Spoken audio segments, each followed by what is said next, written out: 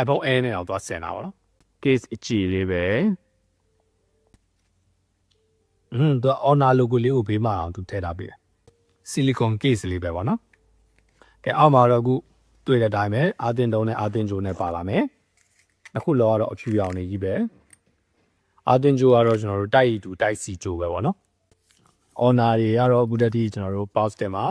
အာတင်တုံးနဲ့အာတင်ဂျိုတွေတော့ထည့်လာပြီးတော့မယ်80 watt fast charging တုံးလေး Honor super charge